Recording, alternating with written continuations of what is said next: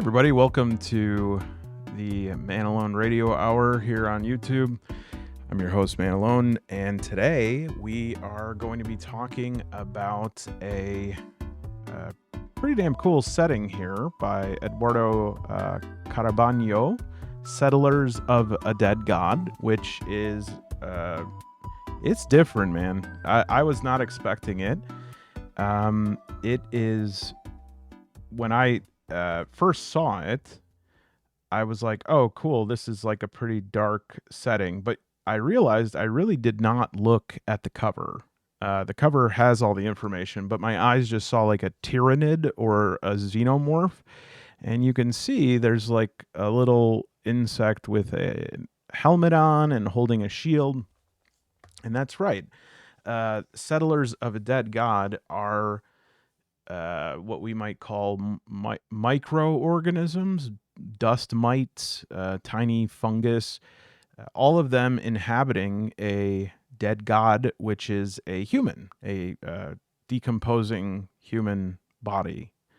The entirety of it is, well, probably during life said 6 feet, but probably 5'10".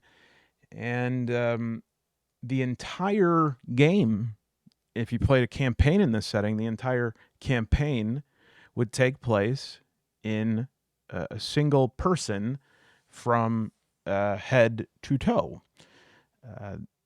The game explanation to some people might make them go, I don't think I want to immerse myself into a game that has such a silly premise. Well, it doesn't have a silly premise. And we're so used to this. We're so used to post-ironic media that like throws a wet blanket on anything that is sincere, and that if there's any weird ideas, the characters in that movie or TV show constantly have to nod and wink at the camera and say, hey, we're in on a joke together. This is so silly, isn't it? I don't, the writers saying in so many words, I don't want you to think that I actually think that this is realistic, right? We've always had fourth wall breaks in shows, but there is a lack of commitment to the concept in so much entertainment media now, that to see something like this is so refreshing. It is a full commitment to the concept. And because it is a full commitment, it has stakes, it has meaning, it has earnestness. It feels like a story that I want to be a part of. I want to find out, right? And not the kind of story where I want to like lose the boundary between me and myself. This is going to be a radical transformation of how I'm going to have to imagine things. This is one of the player characters. You can be a funganoid, okay? And I want this to be a lesson to so many game designers or book writers or whatever, as if any of them are going to take my words here as as a lesson. If you have an idea that's strange, don't hedge it. Go all the way into it, because when you do that, special things happen. That was like the first Toy Story. I don't know. I haven't seen anything beyond that, but the premise on paper of Toy Story is absurd. It's like an old toy and a new toy sort of navigate their changing relationship, because Andy, who owns them, used to like Woody and now he really likes Buzz. And then also Mr. Potato Head, etc. And so you can look at that and say, oh, this is so ridiculous. Obviously there's no such thing as toys that come alive. Right. We all know. We know that dust mites don't wear like World War I trench warfare armor. We all know that. You don't have to worry about telling us that you think that this idea is absurd. And because of that, the art is awesome. The setting is awesome. The full exploration of this concept, because of that commitment to it, we're able to totally flesh this out. Like, okay, this takes place on a decomposing single person. What now? Right? Like, what implications does that have? Okay, well, we have to have like mountains and forests and stuff, right? Yep. Okay, we got that, but um, you know, they are made of things like fresh blood, poisonous tears, dead skin, broken bones, torn muscles.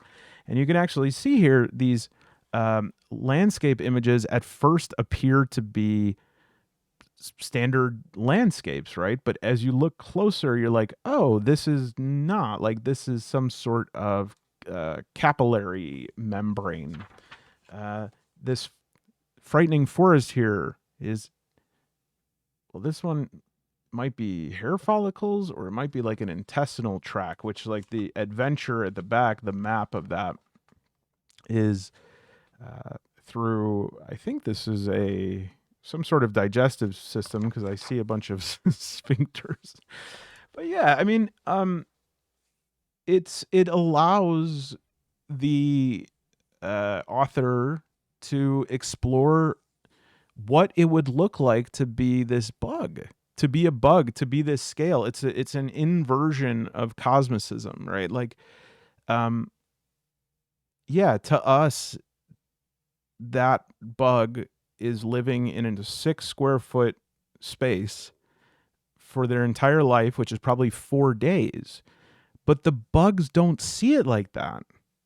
This is their life. And if you want to go in the opposite direction, if we think anything that like that is silly and do the thing that normally is done now, which is like, oh, this is so stupid. Let's just get this over with and make as many jokes and pop culture references as we can. Well, I want, anyone who does that, like maybe the writers of She-Hulk on Netflix. That was probably one of the worst examples of that possible. Just a completely cynical movie that was trite, insulting, embarrassing, pedantic, moralizing, and all of the criticisms of it, and the reverse criticisms, and the reverse criticisms, all had to do surrounding sort of cultural messaging and stuff like that. When here's the reality of it is that the show never took anything seriously. It just proclaimed that serious things were happening, and then in between that told you that, this show is a joke and you shouldn't take it seriously.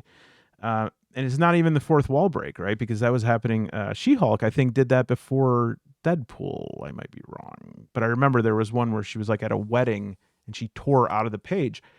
I don't want this to be about She-Hulk, but the point being is that it's certainly not alone, right? We have like things like Ally McBeal, Scrubs, things like that, and as we those are choices like that. That's okay. I don't love that approach, but some people do. Like, some people like the fourth wall break, where it's like you're having a conversation with the protagonist and you have sort of inside information, and maybe you feel like a heightened sense of kinship with them. That's not actually the problem. The problem is the lack of sincerity, the lack of sincere exploration of the world, right? What does this world look like if this thing is true, right? And, oh man, the last mention of She-Hulk. She-Hulk, if you saw it, was just like, okay, now it's like she has super strength and she's green, and let's just try our best to get this stupid audience to just let that go and watch our fun lawyer show, like courtroom show. But also, we're not going to let that go, and we're going to keep making like side comments about that. How can you ever feel anything about that? How can you ever feel investment towards something like that unless, you know, your investment is the Ready Player One type of investment, which is like, that thing is familiar to me. Very good. Yes, I know that character. Very good, right? Um, but again, like, just from a writing standpoint, what happens when instead you go, yes, this is reality. Like, this is what is true. Uh, and I want to just say this was the point that I didn't get to, is that if you think that's ridiculous to focus on lives of insects that live for not even insects really, like smaller than insects, like microscopic insects. If you think that's not a good use of time, well, I just want to remind you that there probably are beings that are in this universe that are like comparatively bigger than us, like compare the size of us to a mite. And I hope that they are interested in our story because otherwise they're just going to devour our planet for nutrients. Okay, let's move let's move off. I just had my She-Hulk summer and it's over. Um, so this game has a mythos to it. There is an entire world building that happens here. There are tribes of insectoids. They have cities, kingdoms. There are certain areas of the map that are well settled, well established, and then there are some that are more rural. And then I love this, like the extremities each have their own thing, but the lower legs are like the Arctic Circle because it's like it's cold down there. The only way through to get there is through the waste. Nobody has come back from there, and so like the clergy and the Royal Dominion and the Church of the Dead God offer large sums of money to any group of adventurers willing to explore and map these areas. The head is like the administrative headquarters, I guess. That makes sense. And then the torso is the body populace, and then we will tons of wonderful, excellent like emergent tables for us to use to summon up not only scenarios as they come up, but the world that it's in. And I'd like to go through some of these because I think it has so much good emergent stuff here. In fact, the only part of this book that's like not emergent is this tiny little introductory adventure here, which is I think only like 4 or 5 pages. And so if we use the rest of this stuff, if I pull one idea off of most of these tables, I don't really think it's going to spoil anything. It's just like the level of care and investment. Uh, the Church of the Dead God, the Order of the Dragon, the Royal Dominion, the Kingdom of Larva, the Church of the Living God. And then you have these playable species. You have a nice bestiary, equipment, hexagon, hex generation. And so I would like to try this if you all would like to come along. Now, I have to say, I'm not great at old school essentials. I was not an OSR player, but I think if you are like me and when you hear like ascending armor class, you start having like eye bone spasms. Uh, Here's my advice: just get the classic fantasy of this. It's really confusing to deal with. I feel bad because Necrotic Gnome is like such. It's like so helpful with this stuff, but it is admittedly a bit confusing. It's like if you buy classic fantasy, the rules tome and the player's rules tome, and you're like, oh, I want to get the advanced. Well, then you have to either get the advanced box set or the advanced fantasy player's guide and referee's tome, which include this information. And so it's sort of redundant. I'm not going to be able to do it justice. But what I have to say is if you're somebody like me that was never, I'm not very quick on the uptake as far as this stuff goes, just use the classic. It has everything. You're playing legit. It's not like a baby's version. Even the classic fantasy is like more crunchy than Mork Borg. I mean, I was actually trying to convert it to Mork Borg just because this is how lazy I am. But I was like, I really want to use some of these tearaway player sheets. There's nothing I love as much as player sheets, and I was like, maybe I could just convert this. But turning armor class into, I'd have to do that. And I was like looking at the different stat blocks.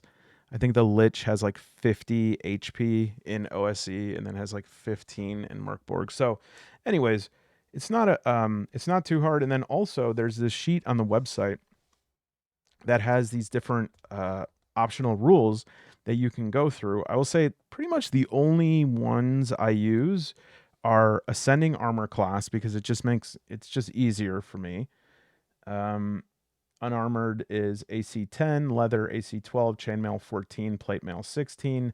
Bonuses increase armor class, penalties decrease, right? And then attack rolls use an attack bonus defined by class, monster, hit dice, ascending AC values, and attack bonuses noted in brackets. So if you didn't get any of that, that's okay. We can talk about it. Advancement rules, we're not going to get to the 36th level. Rolling HP 1s and 2s. When rolling hit points during character creation, rolls of 1s and 2s may be re-rolled. So we're definitely going to select that. Crossbows require a round to reload between shots. They can only be fired every second round. No. Make it as easy as possible. Encumbrance. Basic movement rate is determined by the type of armor characters wear and whether they are carrying a significant amount of treasure as judged by the ref. With more detailed encumbrance is that it's based on the total weight of all the items, including treasure, weapons, armor. You know, we could do a third one. It's just like don't even care, don't care about encumbrance. But probably we'll do basic. Individual initiative, not a problem. Although it's possible that we might have more than one character. 2d6 rolls versus monsters. Morale rating is used to decide if they may surrender or flee. Morale is checked on the first death on a side when half that side is incapacitated. I think we'll do morale checks. And then the rest of this stuff, who cares? Lifting demi-human. Limits on returning on from death. This is like stuff that's relevant to a campaign. I really, really love the journey sheet. I think it's so good in OSE, and it just provides really easy tracking of everything. Here, let's see if I can get a little bit closer. There we go. So this is the character record, and of course, without knowing any better, we will call our character Jorma. And now I don't really know the class and everything because they're totally different in this game. So we'll have to square that circle. And then second page. Yeah, so this here is the dungeon time tracker. And basically any time that you complete a turn, which there's different things, like this is all the things that constitute a turn. It could be a little bit abstracted, you know, especially when you're doing solo play. You don't want to be like constantly doing like a daily checklist every 2 seconds. But after every turn, you check one of these in, and then whenever you get on a box that has a letter outside of it, like here you do a wandering monster check.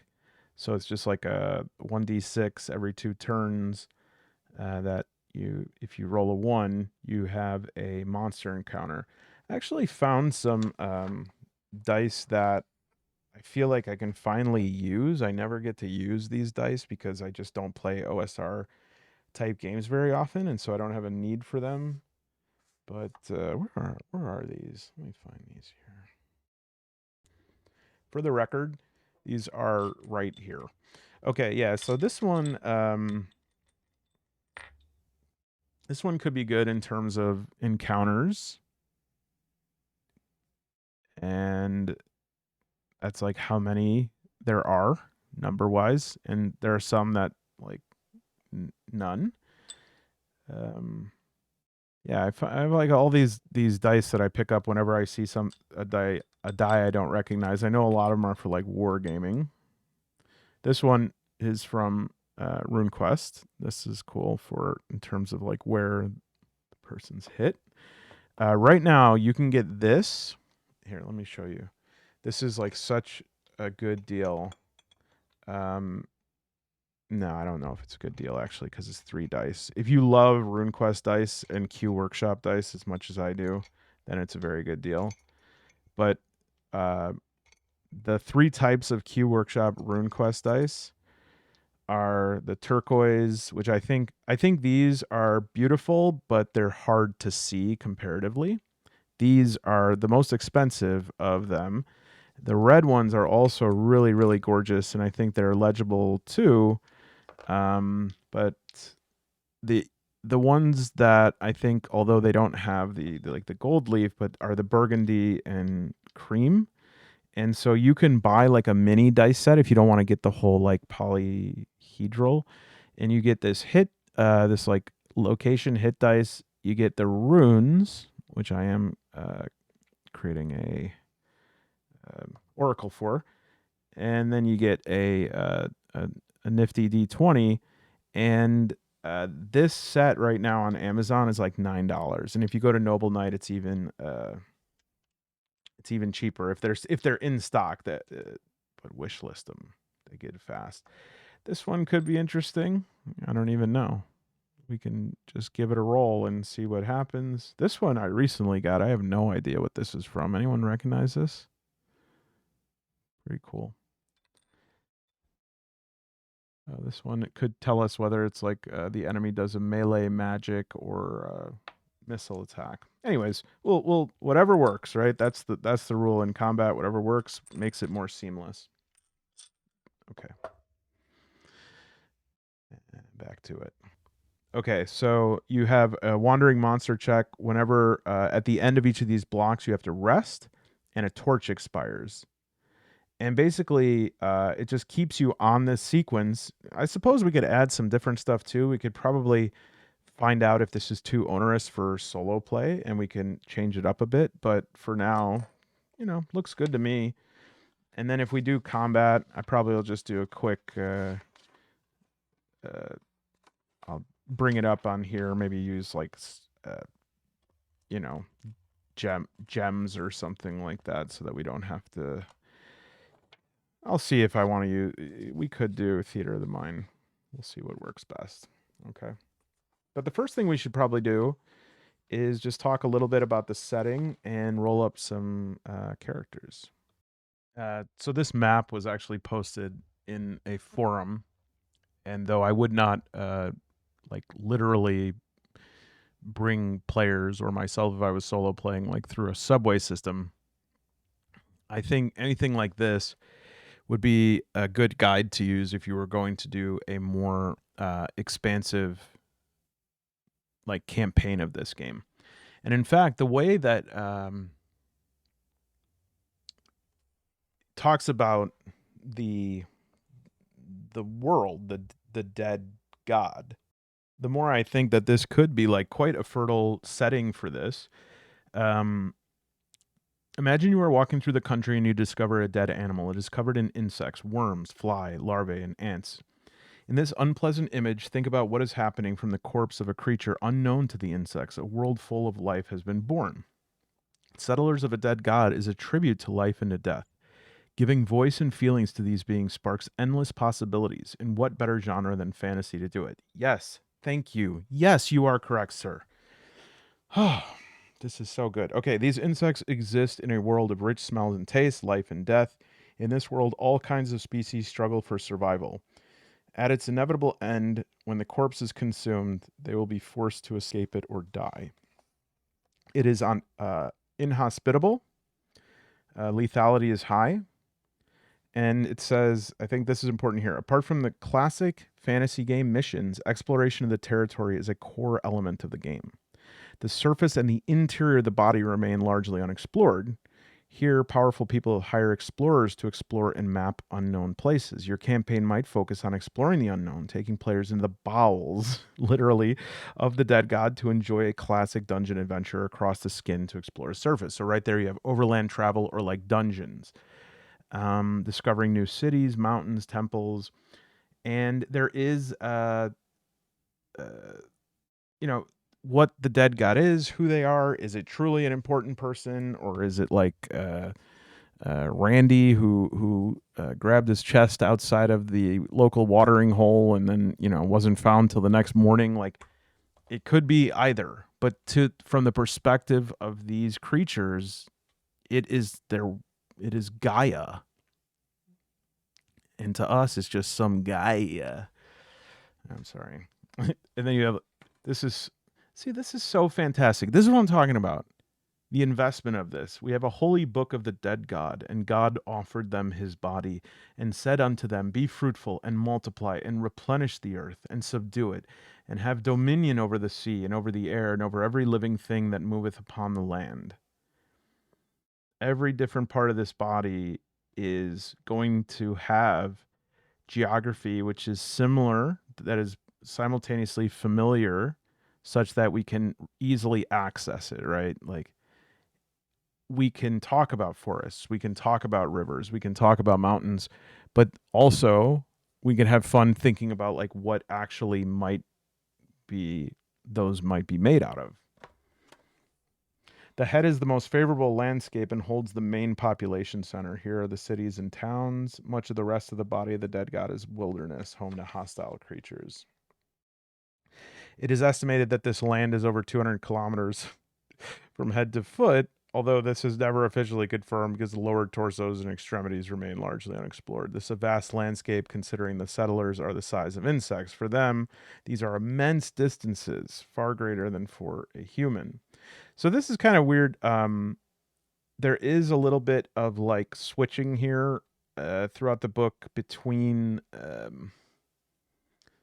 like the not metric and imperial, but the scale of measurement. So like right here, it's 200 kilometers. Is that a joke, or are they trying to say centimeters? Because later in the book they'll say centimeters. What I found is the easiest thing to do is just there's it's centimeters. Like that's the measurement that is going to be used here, and for all intents and purposes, it's just feet, right? Because if we're measuring hexes or whatever. Um, I will say that's probably my one criticism of the book is it for something that's so well polished, it has a surprising amount of typos, stuff that is like left out or missing in sentences. Like it'll just skip a word and stuff like that. But it's not terrible. It's like a little bit noticeable. So those are natural resources. We'll look up geography, other possible landscapes, forests of hair and fungi, crisscrossed by rivers of blood, mountains of tense muscle, necrotic at the peaks, swamps and miasmas of bile, deserts of dead skin, tumorous mountains, canyons of scar tissue. And so this is the other thing I was thinking is that there's these random decomposition events.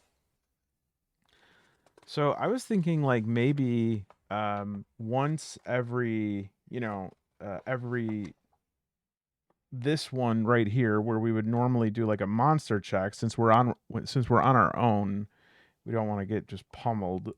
So maybe we could change this to like a decomposition event, and every time we can roll this, and some of these like are kind of just weird. The land is turning slightly bluish, it turns color marble, but then some of them have implications. So this is Testas, the frontier town built on a tooth, in an eye socket, or even a nose. Cities take the form of a hive nest or labyrinth. So when I originally picked this up, I was like, oh, you know what? I can use the uh what is the generator called? Let me go get it. This is the one that I was thinking of was the sandbox generator. I was like, I can use this and then just sort of convert it to like trees to follicles and stuff like that. Both of these are by this Atelier Clandestine, which I think is really good. Um, and of course, Bell Whispers is really good for anything that's quite weird. Table Fable is always good to have on hand. But I was like, this is truly going to be a weird experience, right? So I was like, maybe Between the Skies, which is this is really an incredible tool. Some of the stuff I would never use ever. And then some of the stuff, well, there's just so much stuff that every time I go through this book, I feel like I'm like finding a different area of the book that I haven't even looked at before.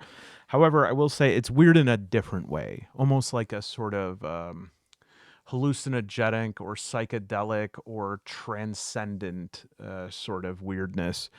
At the end of the day, I think the uh, two books that would probably be pretty good to draw stuff from would be Vermis. This is Vermis and Vermis 2 Mist and Mirrors, Lost Dungeons of the Forbidden Woods. Just because, that these are not actual tables or anything like that, but if you just look, like, if I wanted to create some new enemies, the Lord of Worms, the Cellar Daughter, I literally just like opened this. I didn't even plan that. That's how uh, good it is. Oh, I can't look at this. If I look at it, I'm going to start. Hold on, let me pause. I just want to look at it for a while. Okay. So, side plug for Vermis. I know, like, this was an incredible experience to look through Vermis 1. If those that don't know, it's like a player's guide to a game that doesn't exist. And then Vermis 2 is also amazing, but it has this story like at the back about a wayfarer, and I don't know what it is because it's really weird and unsettling, but there's like something in the story when I read it that is like extremely, it like shifts some sort of emotional well in me about self-confrontation or something like that. I don't know. Anyways, back to the show.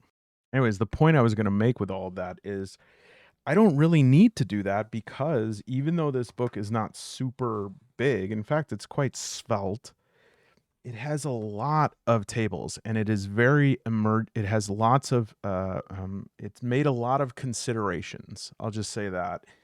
It's succinct, but it packs a punch.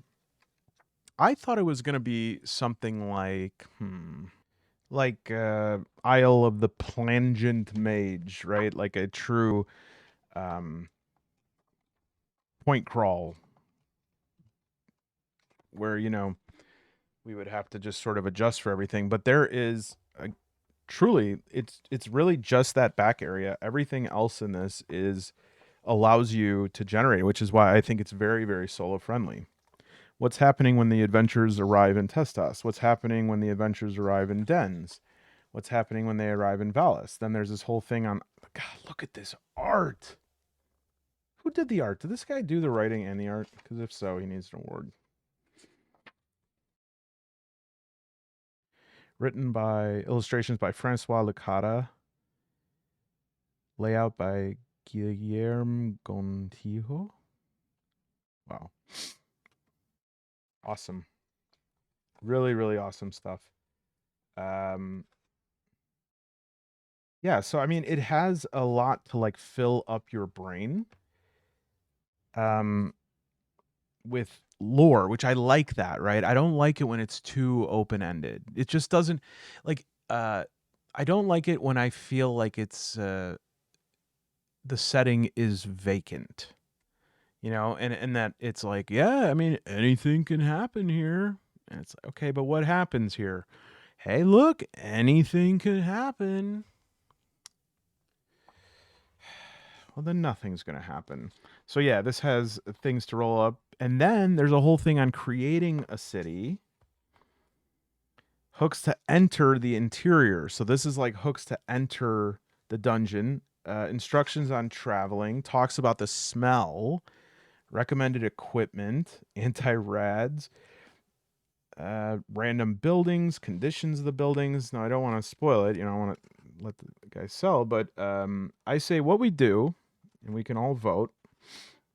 Yeah, it's got levels of radiation, positive long-term effects of radiation, and then it's got a whole thing about the factions, so you can have that play into it, and playable species. So I say what we do is we select like we build a character. We'll see who Jorma is.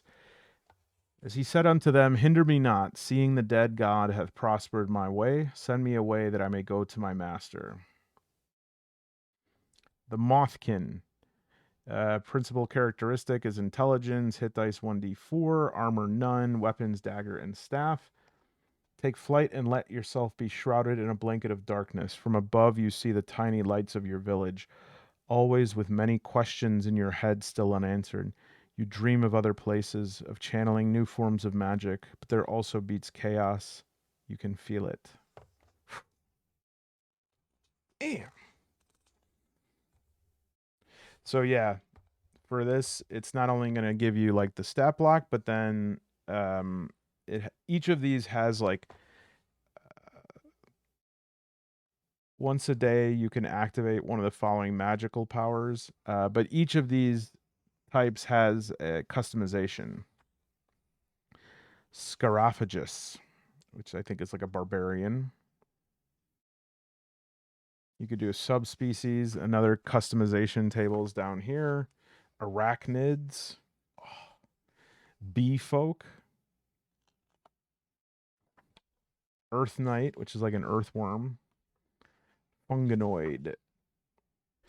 Okay, so I think we're ready to start playing. Uh, Let me tell you my plan. This is how I think we're going to be able to have an enjoyable little playthrough experience here. So what you see before you is a smorgasbord, no pun intended, because I'm using from Severed Books these delightful Merkborg meeples that have there I think are six of the baddies. And then up top are six of the protagonists. Sort of like some of them. This guy is this guy especially doesn't look super friendly. But nevertheless, these ones up here will be part of my roster. Down here will be the enemies.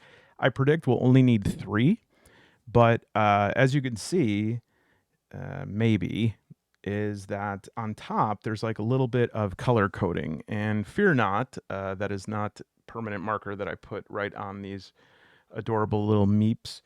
It's actually a little bit of that. If you've ever seen it, I can't find it right. Oh, here it is. I completely mangled it. If you ever seen like this version of whiteout, I found that if you put it on meeples, you can color it in and then you can scrape it off and it will come right off. And so I did my best to color code them. Some of it showed up better than others, but uh, it's not a perfect solution. I'm sure that like stickers would be a lot better, but I didn't have any. So we're doing the best that we can. So for instance, here would be an example, just so that you all can see and so that I can see as well. Um, when I tried doing a playthrough of this game yesterday, uh, I I tried it with one character, one player character, and not only was it like really difficult, it was also extremely boring because the combat was just like attack, attack, attack, attack. And so I'm gonna make some changes today, and I think the first thing I'm gonna do is, even though I have these like meeples here, and we can see if we'll use them. I think it'll be easier to just roll all of the attacks like at once for each side, and that is mostly why I color coded these, right? So if I know that that is Jorma, right, and then we'll roll up maybe two others, then when I roll this, I know that it belongs to here. And in the same way, this is like silver and black. When I roll it for this character, I know it goes to this character. So I'm really using them just as kind of like references or labels. And we'll just roll a simple initiative of 1d6 and or we can even do like a coin or whatever, or we could have, you know what, we can roll 2d6, one for each side, and we'll just see who's going to go first. Um, then also, I made some.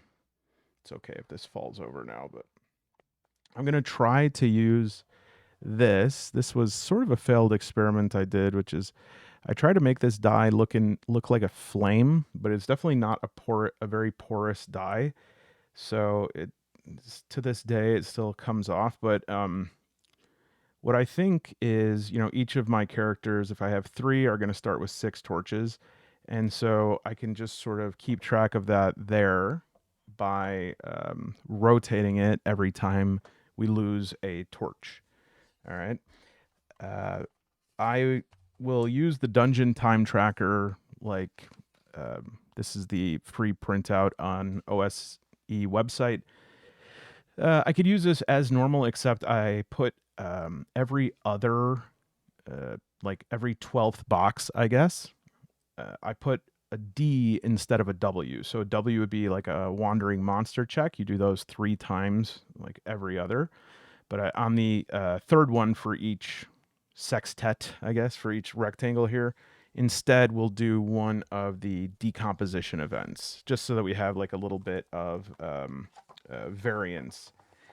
And then to roll up the characters, I tried a couple of different things, and it's if you were one of the few who watched this video when I first uploaded it, and I'm very sorry if any of you were mid watch when I took it down. But number one, it was just I didn't feel great about the video, but I was like really wanting to fulfill my promise to post it that day. And I just don't think I gave a good enough playthrough. Like for me, it wasn't good enough for me. And it was because I was using one character, but also it was stuck on standard definition, which I know for some people doesn't matter. But if anyone's watching on like a potato computer, it looks like a video from Windows 95. So, but one of the things that was sort of difficult besides having this one character was determining like the entire approach for travel, determining how often things should happen, etc. So I did make some changes here. This is mostly for aesthetic. I was just kind of occupying myself. There's no map for the dead god, and I wanted to like try to make something that looked like land, like a landmass. And this city, Varos, is actually from the from the book. Like it's I think the capital city. And so I filled that one in, and I put some slots that we can fill in other ones. I don't know if we're going to get to all those, but and then this is sort of a zoom in on Varos. I thought it could have like the epicenter here with the Church of the Dead God, and then there's sort of like a circular moat. There's like a little lighthouse right there. And anywhere on the map that I put some like the series of stone barrier, that would be maybe a town. Down here, they said the lower extremities are sort of mysterious. They don't know much about them, so I put like a big obelisk tower down here. Who knows what that is? A graveyard, a swamp, a forest, which people probably have been through, but then like these mountain passes are probably stopping people from going down there. And part of the story in this game is that like, um, that both the church and the government will like pay people to go down there and find out what's there, but really nobody comes back. So for overland travel, I wanted to make it as simple as possible. We'll actually start the what is it called, from the like the opening not campaign, not quest. Like there's a little bit of an oh, for goodness sake, introductory adventure. Oh my god.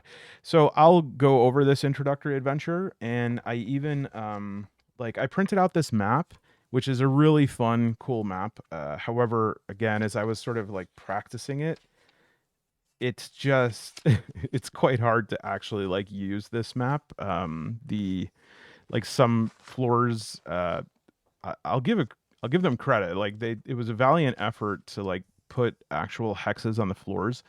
But what I did is I just found a map in the I got a map book from Dice Geeks, Dungeons for the Master, Part 2, and I found one of them that was like kind of plausibly similar, and I numbered it up the same way. I also put like some duplicate numbers, and the reason for that is like 7 and 7, if there's like a little 2 next to it, it's because if I get over here and I haven't explored that room, I can sort of transplant that room into this room. Obviously, it's not the same exact shape. for overland travel, right after we do the opening of the adventure, we're gonna head to a breach, and the breach is these places that open. Oops, sorry, places that open that give a pathway to the internal area, which is like the dungeon, right? So this is overland travel, and then the insides of the dead god are dungeon travel. Okay. I did roll up a character yesterday, but and I think it looks pretty cool.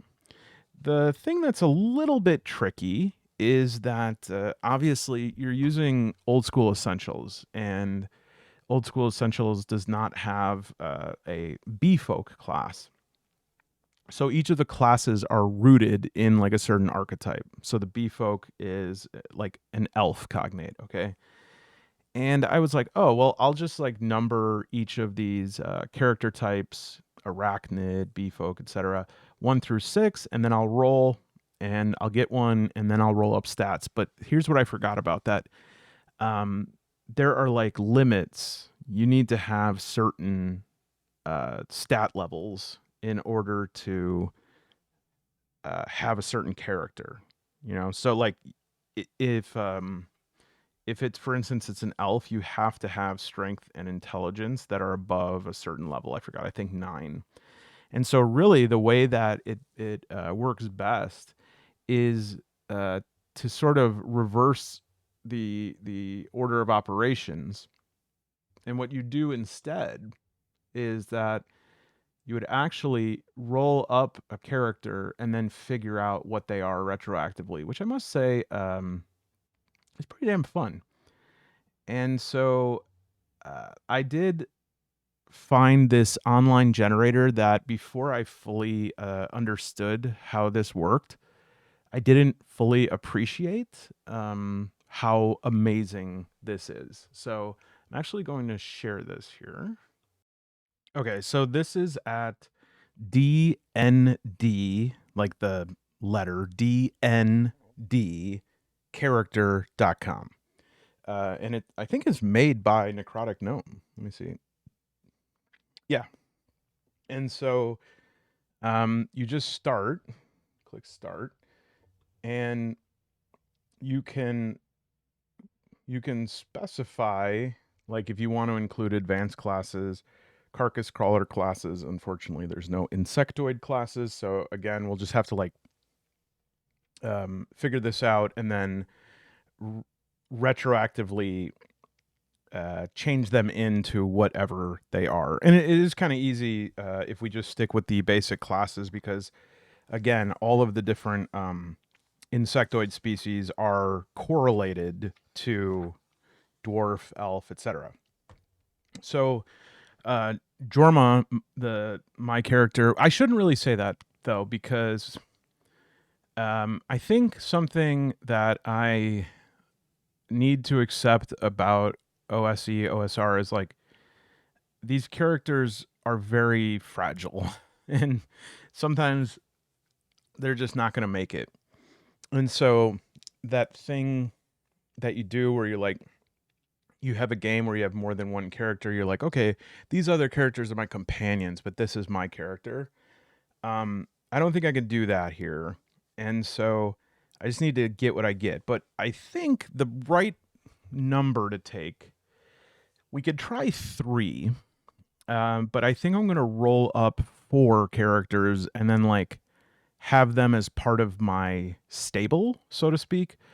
Um, I could probably roll up a lot more. I'm just not going to right now because it would take a really long time. But I think that's the best bet. And then when you're rolling attack together, and if you use ascending armor class, all you have to know is people's like attack bonuses, and if they're doing a missile attack or a melee attack, the sequence, of course, being that you declare if you're using what is it magic. Yeah, you declare spells and melee attacks. Um, and then there's an order of operations. Like I think it's missile attacks, then melee, then slow weapons. All right. So I do have it programmed to um, do the dice here. And so you can do it one at a time. Let's see here. Yeah, we'll do that for the first one. Oh, that's too bad. Hold on a minute. Okay, I just had to clear my cookies, I think. Who would who would not do the dice animations? All right, so we won't do roll all, and you can see that class options on the bottom is grayed out. So we'll try these each individually here. And you can see up top, like these bottom ones are grayed out because not every loadout can be those. So it'll start getting clearer. So for this one here, oh, that's not a bad roll. All right, so we have a 13 strength. Ooh, nice intelligence. So this seems like it's going to be an elf or a cleric. Now the elf has lit up, right? Because it qualifies. A wisdom of 12. These are pretty good rolls. This is, yeah, there it comes. Mm-hmm. Yeah. Okay, that's not, at least it's not negative. Good. It's pretty good. So for this one, I would have to determine the class, and I think just so that I can stay ahead of the curve right now, because I already have an elf. So let's take a look in the book and see if who can round out this team. Well, I guess we only have one person, but who would be a good addition at this point? So let's take a look here. So the Mothkin would be a wizard, or I guess magic user. Let me actually take a look here to see if maybe, yeah, we may need these because I know that the fungoid is druid, and I think that's the only one that doesn't fit um, the other molds. Okay. So yeah, this would be, I mean, magic user, wizard, and their principal characteristic is intelligence, which this is highest in intelligence. So this could be a Mothkin, but of course, this is going to be a bit of a glass cannon. I don't think we're going to do the Scarafagus because that is a fighter. Well, pretty good strength. Arachnid is thief. Principal is dexterity. Befolk is strength and intelligence. So that'd be elf. Earth Knight is dexterity. So that is halfling, which this wouldn't be that. And then the fungoid is wisdom. And so that would be a druid. So I think probably this one will be a Mothkin, which will be a magic user. So we'll select the class. Oops. There we go. Magic user. And you could check out the details there. Sorry, my notifications need to be turned off. So it's going to put all of this on the character sheet, and again, we'll just kind of shift it around and apply some of the Settlers of a Dead God specific things to this here. But because intelligence is the prime requisite, I think that this is probably the right choice. And now we can hit class options, and we would roll for HP, and it's a D4 hit dice. So, okay, there it is. And it has the saving throws here. I love the display of saving throws. And then for spells, I don't know if this is the right thing or wrong, but I always pick shield when I have a magic user. But let me think here. This is going to be a Mothkin. Is there anything? I'll pick shield for now, and then maybe if something's more appropriate. And then we'll go to equipment and we'll roll gold. Okay, 50. So they're going to be unarmored. So 50 is actually not bad for them. And Um, I guess a staff. I mean, I think they start. I forget how many do they start with, two spell books. The highly sensitive Mothkins are closely connected to the magic of the dead gods and can use magical scrolls to cast spells. Once a day per level, you can activate one of the following magical powers. So there is actually some bespoke magical powers here. Create a zombie, conjure pus, spiritual shield. So that'd be kind of probably shield. Um, okay.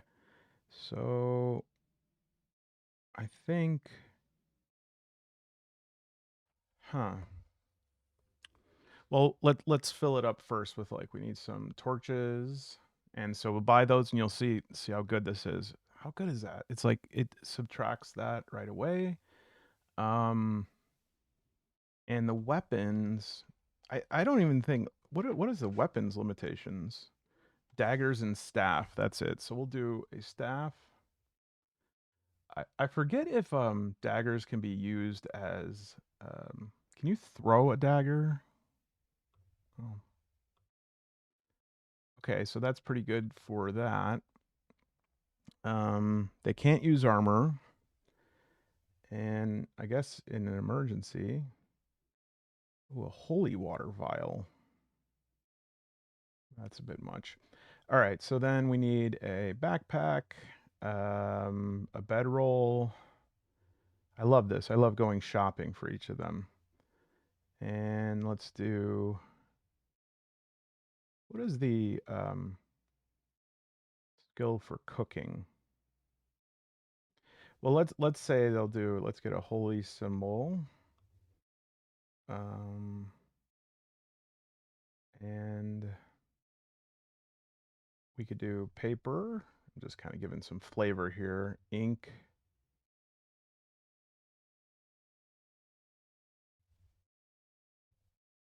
Um, I probably should have more than one person with a tinder box just in case. And of course, I can like switch these things around. How about some wine and a water skin?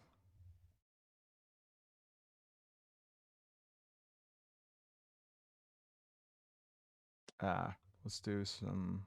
We'll do 100 feet of rope, and we'll do standard rations. Let's see what I can random in here. Oil. That makes sense. Should I give dude a lantern maybe? That's 10, but I don't know what else like to buy here. Fishing rod?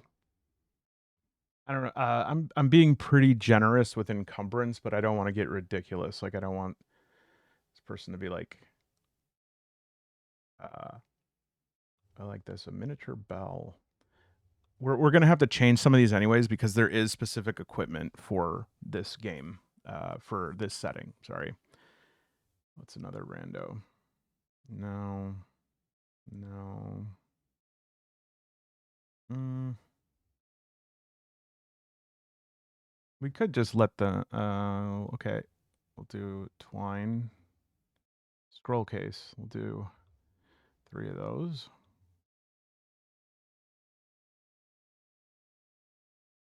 All right, that's fine. We can keep them at 5. And so now we go to character details. We'll do a random name. Orsaba Nibs. Alignment, lawful, chaotic, neutral. Mm, I'm rolling a d6, and I'm just gonna say 1 through 2 is lawful, etc.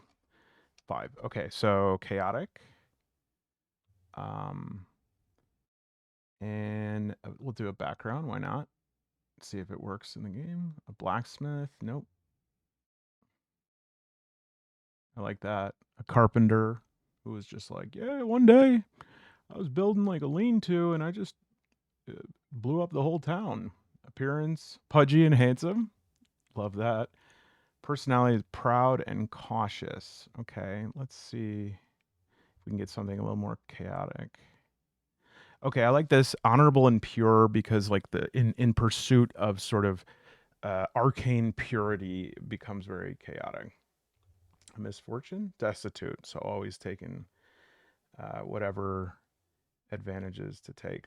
Now, the only thing that confuses me a little bit is that no matter what, it just doesn't seem to register hit points on this thing, which is not a big deal. Maybe there's a reason for that. But then at the end of this, you can like export it to PDF. And I do ascending, said this armor class. I just want to check out the underground sheet as well. And then I'm going to show you what we get for that. Check this out. Is that not like the greatest thing you've ever seen? And the file is named Barsaba Nibs. Like everything's ready to go. For HP, it's form fillable. So we'll do it's 2.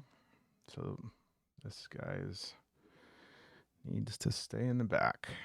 See, that's a thing. Maybe I should give him magic missile.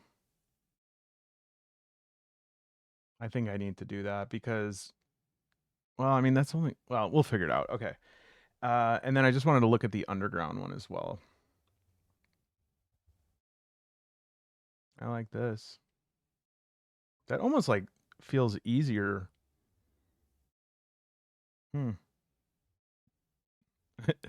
I love instead of generating a picture, it just says like, well, you can't see this guy, but trust us, he's pudgy and handsome. Uh, it's a little weird of like where to type. So I don't know, like where the current. So we'll say, oh, that looks pretty good. To AC 10. That's not terrible. I don't even see though like where hit dice would go. I don't think it matters, but yeah, I like that one. There's also one called a vagabond sheet, which I don't know. I mean, it's fine. All right, so Barsaba's out of the way, and let's roll up 2 more, and I'll roll those all at the same time, and then sort of like fast forward through the equipment and stuff. But it's fun to see what kind of rolls we get for the stats. Oh, and then this is really cool too. After let's see here. Yeah, so after you're done with them, you can go to the tavern, which you can't really see. It's at the bottom of the page here, but the tavern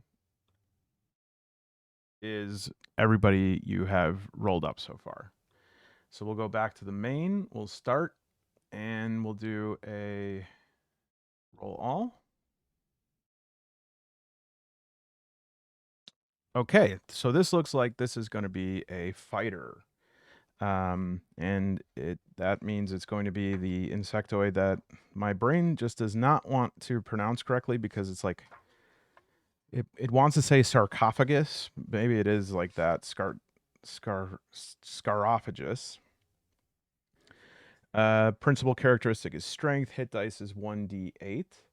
So we will do fighter. Okay. Nothing too terrible there. Pretty even in terms of my like modifiers. And we'll do the hit for that. 8. Good. I hope it does it that time. Fighter abilities. Yeah, so some of these are going to change when we. And then we'll see how much gold we got. 70.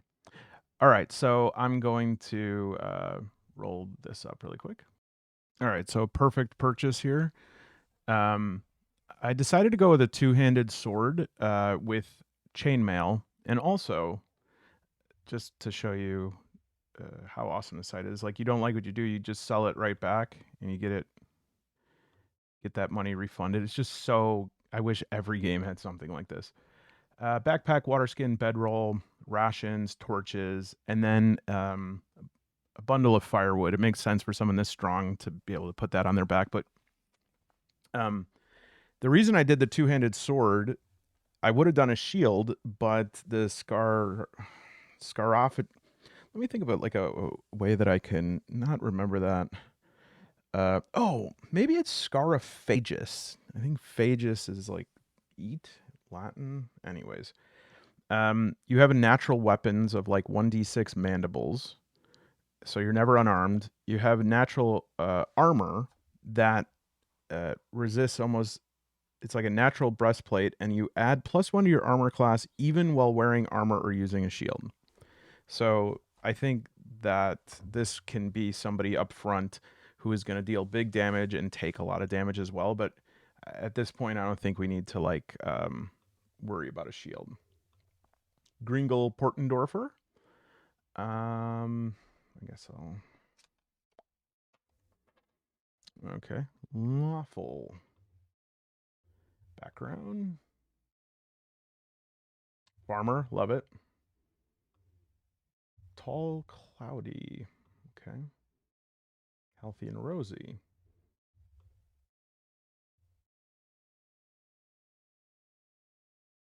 There it is. That makes me feel just right. Oh, okay. So this was a farmer who misses their home, who was a legit good dude, um, but was maybe like framed or something and had to run away from home and family because he's suspected for doing something that he did not do, or so he says. All right. Okay, it did hit points this time. I wonder what. Anyways, so we'll get a PDF for that one, and now one more because well, maybe I should roll up a new one for me. Let's see what we get. 17 Constitution. Okay. So I mean, obviously we could make adjustments, but the Mothkin is magic user. Scarphagus is a fighter. Arachnid thief. Beefolk elf. Earth knight halfling. Mm-hmm. Funganoid is druid. So druid, but who has like a really strong constitution? So principal characteristic has to be wisdom. Mm, can I do a druid?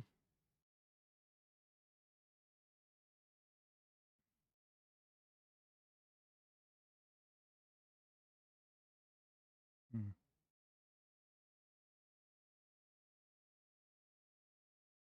Okay. I mean, wisdom. It's above 9. I think it's kind of cool. I say we get a mushroom.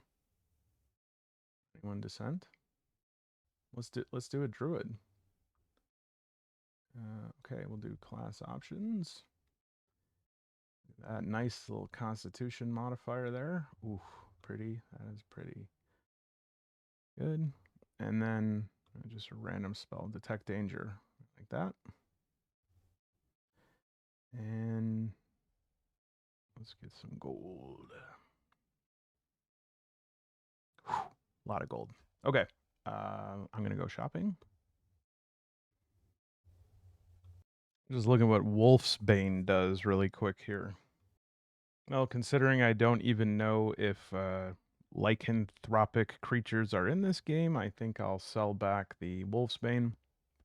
Um, doing a longbow, sling, cooking pots, mining pick, scroll case, and then probably do a since it's spellcaster, we'll have to get like a holy symbol. It'll just be wooden one, and then with the last 9, we can get some caltrops. Mm, anything else for? Oh, I'll do a fishing rod. That'd be fine. All right, and then we'll get a random name. Melwesh. Oh, that's such a good name. Um, I'm gonna roll for that. Lawful. Background. We need something besides a farmer. Not quite. Love it. Oh, love it. Love it. Oh, perfect. Perfect. Great. So we'll get this one.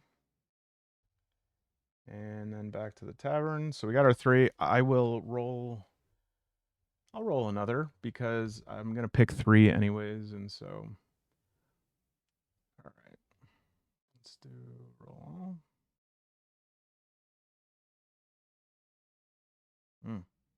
Wow. This is a very, very balanced character. I say we get a thief. So keep rolling an 11 no matter what I do. There we go. So I'm wondering. There we go. I did a point buy. See, I should have done that. Crap. That's not a fair roll. Let me get a. Nope. Get back to. Okay, so we had an 11. I'll buy from intelligence.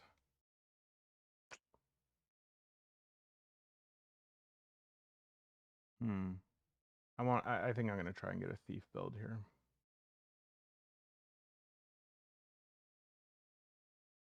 I probably should just be rolling decks. I don't know why I'm not just like there we. Wow, what is the prime rec for a thief? For dexterity.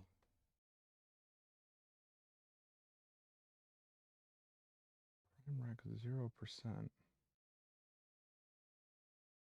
I'm just sort of. I'm gonna play with this for a second. Okay, so I think this is fair enough. I'll drop the intelligence and wisdom, and I won't push it into dex because I know that this is like what was my original roll, like 11 11 11 10 10 11. So I don't know what this equals in comparison, but we'll just proceed. Okay, not bad.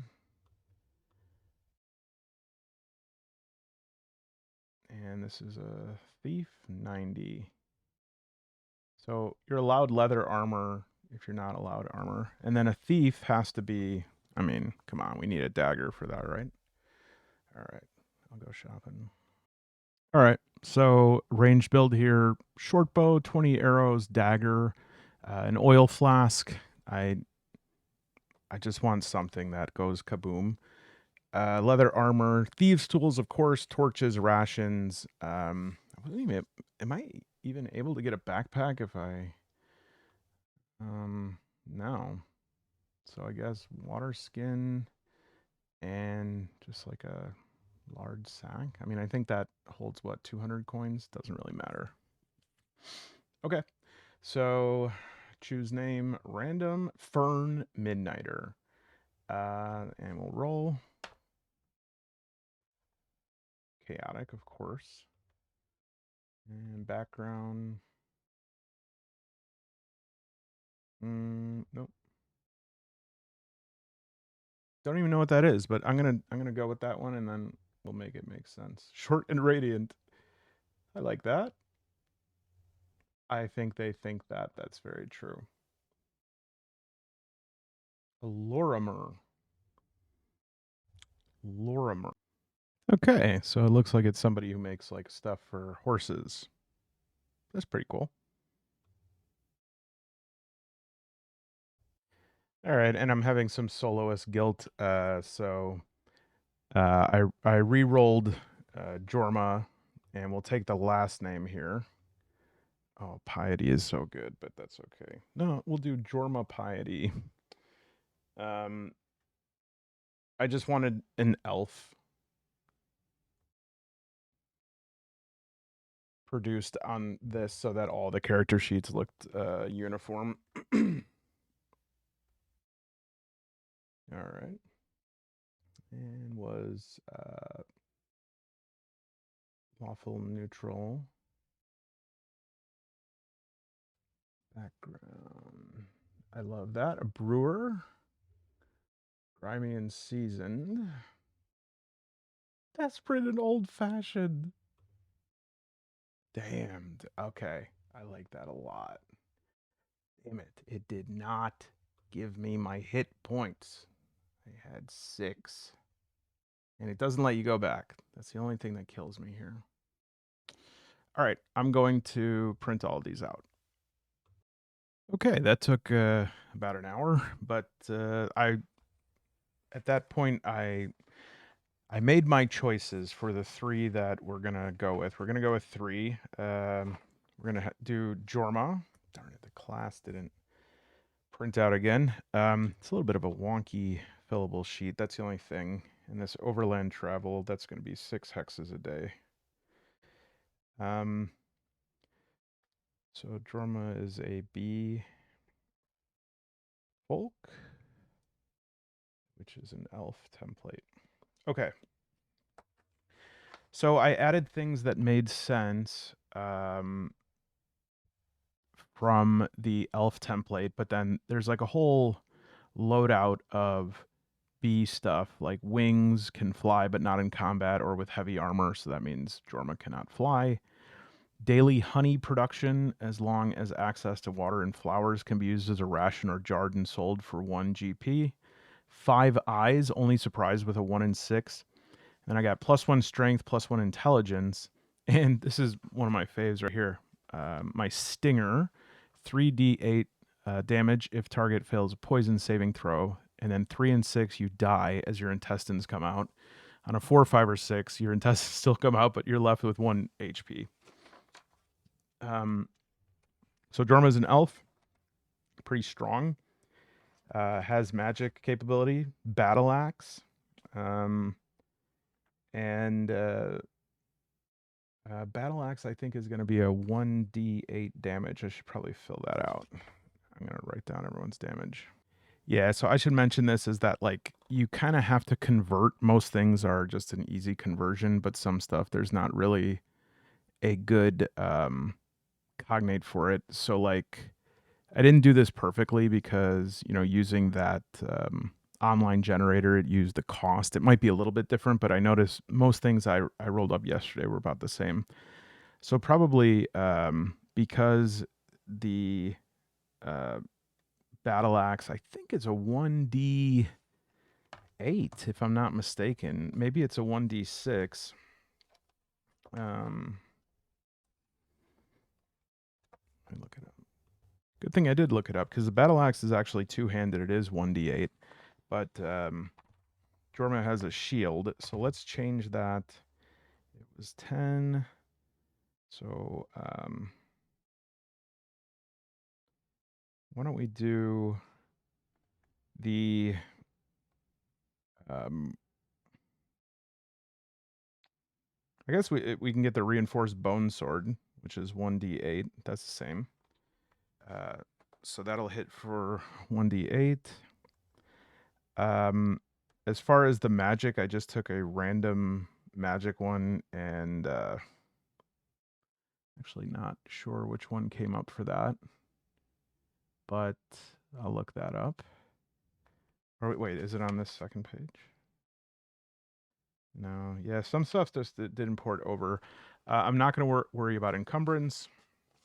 And then we have Gringle Portendorfer, who is a tank, a fighter or sarcophagus, which has 17 strength. And this attack is going to be level 1 fighter or +1 attack bonus for fighter, and then another +2 for melee. So it's going to be +3. And then the two-handed sword, which will actually turn into wrong book. This is probably going to be a 1d10 if I'm thinking the right thing here. Yeah, that's a 1d10. So that is just going to be beast mode if he connects with that, which he will often because he's going to have a +3. Got +1 constitution, +1 strength, and then never unarmed. Can attack using mandibles for 1d6. Got a +1 armor class, 15. and it's the Goliath subtype. So there are like four subtypes of this, and the Goliath had another +1 strength. One of them had like more powerful mandibles, and one of them had wings, which would have just been like it would have been, it would might have been like overkill. Um, but yeah, he also has this like breastplate that added a +1 to armor class. So this dude might be like one of the best. I mean, dexterity's low, but I don't think we're doing many missile attacks. And then Barsaba Nibs, who we really need to keep in the back because is attuned to the dead gods once a day, can cast one of the spells on page 42. And those are pretty dope spells. And as far as the other spell, I think it was Magic Missile. I hope that one came up. Dang. Well, here's another thing. For Barsaba, the Mothkin, who is smaller than like other Mothkin, Barsaba particularly, uh, one ration lasts 2 days, but for Gringle, one ration lasts half a day. So we're gonna have to be like sharing some rations. Um, Now, what I don't know actually is like, do I get, in addition to these things, do I get spells? I don't actually know. Let's look. A beefolk is an insectoid with the appearance of a bee. It has a yellow and black body, 2 legs and 4 arms, antennae, and a stinger. Although they appear to have 2 large eyes, beefolk in fact have a total of 5. Well, it's rare to see a beefolk outside its colony. Some dare to undertake adventures in the land of the dead god. Their motives might include the desire for wealth or fame, fulfilling a promise, or survival. So probably for Jorma, it was probably because he is damned. He did something in the hive. And then I know yesterday the thing about him was like he had unusually hairy eyes. I like that. So like because he has the elf template, I don't know if he like also gets spells. It actually doesn't say anything about that. Um, he can communicate with chemicals. I mean, they have like a pretty strong loadout here. So I don't really need a spell, I would say. But the one that I definitely do need a spell is the Mothkin. Magic. Okay. The highly sensitive Mothkins are closely connected to the magic of the dead god. You can use magical scrolls to cast spells and can use magical objects available to wizards. Once a day, you can activate one of the following powers. So I'm going to give a spell. I think we'll do Magic Missile. And again, I think that's probably a good one because um, uh, like I need him to stay out of the front line. So we'll say, and I'm not sure. I know I have to prepare a spell, and then if I get hit, we'll just have to figure that out. I know that Magic Missile, we're not going to worry about strongholds. I have plenty of strongholds in my life. Okay. All right, I'll figure this out. Okay, so yeah, it's has to have a full night's rest to memorize the spell. Use it once only. Character has to be able to speak and move their hands, and they cannot cast spells if gag bound or in an area of magical silence. And then they just have to be in line of sight. But the good thing is, like once it's cast, it hits unerringly. Like I don't have to roll an attack roll or anything. So we'll do Magic Missile. The thing that I'm a little bit concerned about is like, what do we do then? And also because I'm not using advanced fantasy, do I even have a front and back line? Like, how am I going to manage protecting him? All right. See, that's a great example of something that like is completely easy to figure out, and my mind just blanks on it. So, if you are as stupid as me and as bad at remembering stuff like that, I want to show you the um, dummy proof cards that I use whenever I'm playing OSE. And if you are very experienced in this, Go ahead and make fun of me, but I get confused. Are you able to improvise a video that's 2 hours long? No? So that's my skill, and I am in awe of your skill of being able to do this this stuff without having to read this, but I'm not. So you never roll your own armor class. The attacker rolls a d20 and tries to meet or beat the defender's armor class. Since we're doing ascending, the higher armor class is harder to hit. You roll a d20 when attacking. The enemy rolls a d20 when attacking you. Armor class is the target number that must be met or exceeded. Step 1, we roll initiative. We're going to do this by each side rolling d6. The highest roll goes first. Step 2, attacking an enemy. Roll a 1d20 plus the attack bonus. And so there'll be an attack bonus based on like the weapon that we have. And then there'll also be an attack bonus based on the class. Let me, sorry if that's jarring. So this is actually an incredible GM screen, but it's like too big for my table. So uh, if we look here, there are different divisions here by class. They're divided into martial, semi-martial, and non-martial. So basically, non-martial is a magic user, semi-martial is a cleric and a thief, and then martial is fighter, elf, and dwarf. And so at level 1, you don't even worry about this because, well, unless you're using armor class. So I use ascending armor class. So it would be a +1 bonus for level 1 to 3 for a martial class. Okay. And then depending on your strength, you'd get an additional bonus. And so even though it didn't print up right here, Jorma has an attack, actually, +1 based on the fact that he's an elf or an elf template.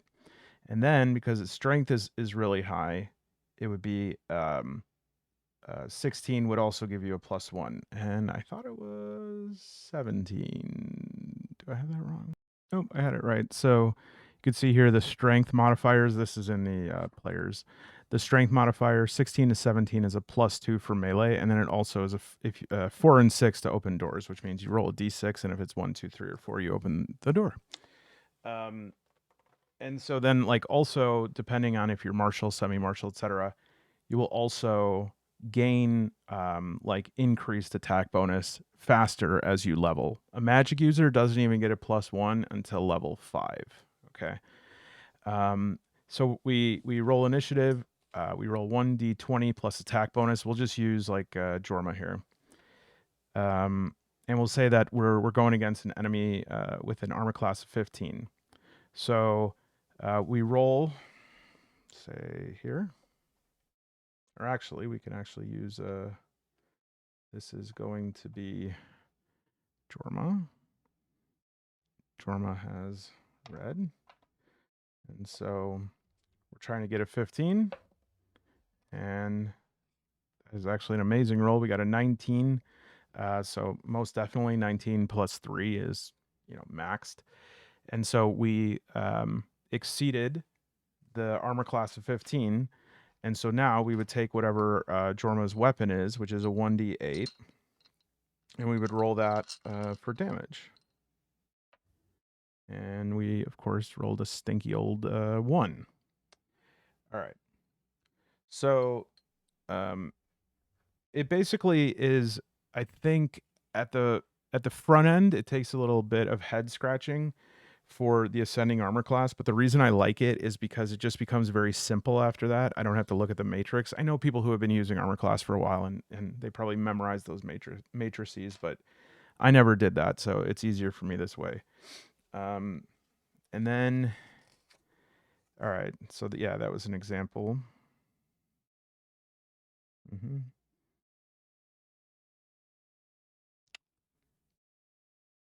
All right, and then also I would add that bonus to damage. Wow, that's gonna be a big hit. So that would be +2. That would be. I can't believe it. Okay. So just so that you could see this, when we're rolling to hit, we would use both the attack bonus and the melee bonus if it was a melee attack. But then to calculate damage, we would only use this bonus. Okay, we wouldn't add that. We wouldn't add this one again. That one's just to see if we hit. Okay, this is where I have all my villains, and this is where I'm keeping this being Barsaba. That looks like a Barsaba magic user. And then we had Jorma, literally not even close, but because I wanted to use this beast for Gringle. And I was like, oh, we'll just have to like abstract all of these because they're all humans. And I'm like, one of them is. The other, I don't really know what the other two are. But we'll use our imaginations. All right. Let me see. What are the other notes that I give myself? So then the enemy attacks you. And so we'll say that my armor class 15. And they roll 1d20 plus the attack bonus. And if the roll is greater than my armor class, they hit me. They roll their weapon damage and subtract it from my HP. So if we have Mazik, this is one of the enemies inside Settlers of a Dead God. Mazik rolls a 1d20 and has a +5. That's the attack bonus. It's huge. Rolls a 9.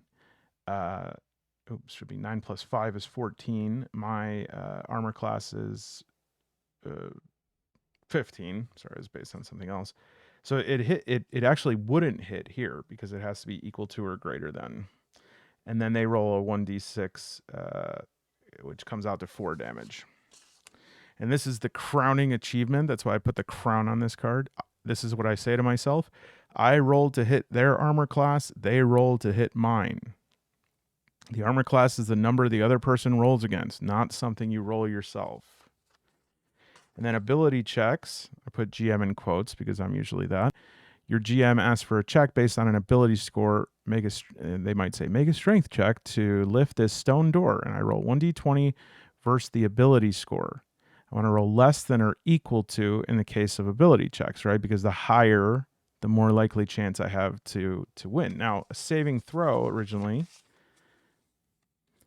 they want a saving throw. This is based on your class and level. And so you roll over, okay? And so it's like making a save versus spells. You would look up the saving throw that has like an S, right? And then you'd say, okay, so I need to roll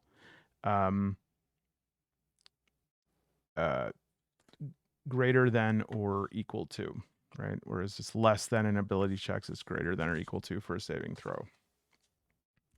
Ability checks are based on your natural talents. Saving throws are based on experience and class training. And then this is just something I use to figure out movement. I don't know if we'll get to withdrawals or whatever. All right, let's get into it. Let's play some Settlers of a Dead God. This has gone on long enough, hasn't it? All right, from this point forward, mild spoiler warning.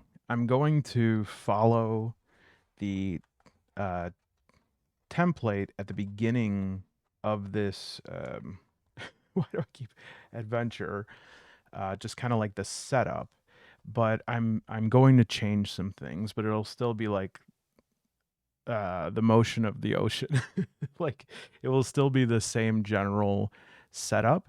So if you want to know nothing about the game, I would not proceed beyond this point. But otherwise, minor spoilers ahead, and wherever possible, I'm going to use emergent suggestions.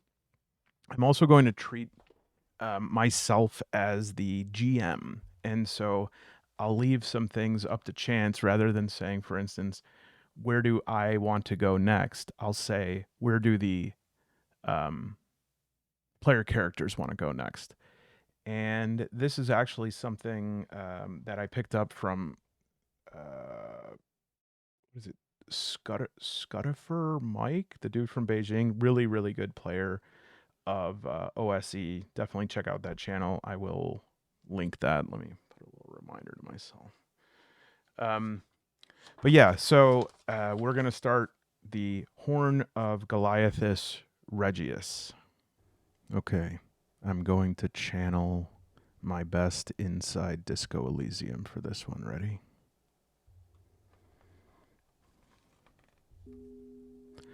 The days grow shorter.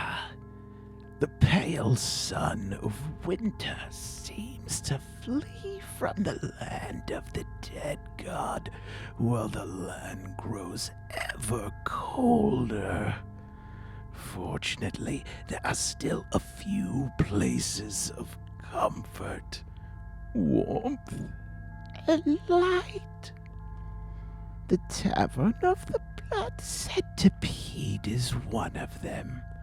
A fire illuminates the small room of this modest establishment. The clients are familiar old faces. A group of scarafagis play cards, while a solitary Mothkin reads an old book, and various others stare fixedly into their cups. The barkeep looks at you, gives a sign, while pulling aside a curtain that opens to a side room, and a hooded figure waits for you there. Father Apanini is a bee folk who has invited all of you to meet incognito.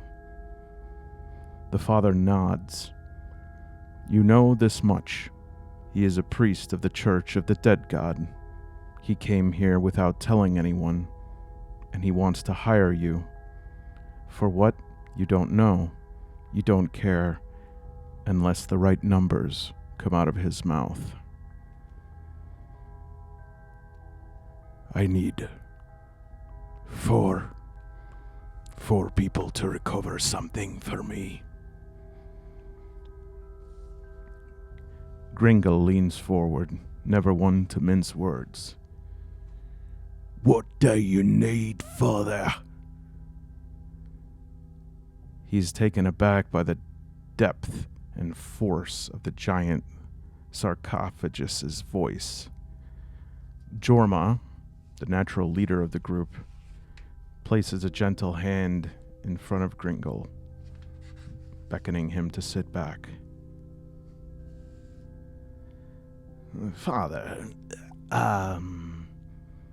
we have many appointments, and so we would like to make the best use of our time so that you can get back to ministering or whatever someone like you does at your church, is it? Father Apanini is unfazed. He takes a swig of something brown and murky, lowers it. Last week, in the Abbey of Melipona, he says, as if you know what that is, I discovered an old scroll, and it said of the location of something. You can see around his neck little beads of sweat starting to accumulate in the hairs, in the creases. He is old. He is weathered. Something very important for the Church of the Dead God. This is the point at which the horn of Goliathus Regius would be mentioned, but as this is a video not aiming to spoil, we will summon up a different holy relic.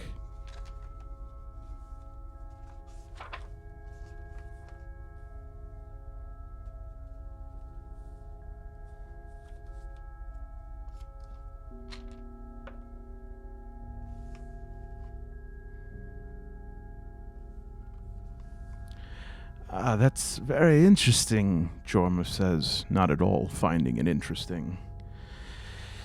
Father, where is this relic, and why is it that you need the likes of us to retain it? Jorma says, staring down at Father Appanini's glass as if he wants to take a sip himself. Father Appanini, by reflex, pulls his glass closer back to him. I need one of you to go because one of you has studied this place. Jorma looks around surprised, looks at Gringle, who at this point has gone into the closest thing that somebody whose brain has muscles can get to the delta waves of meditation. Looks at Barsaba, the tiny mothkin, already a small species. Barsaba is even smaller than the rest of his peers by much. He laughs, that knowing laugh, as if, are you getting a load of this? Barsaba looks pale. He looks more green than normal.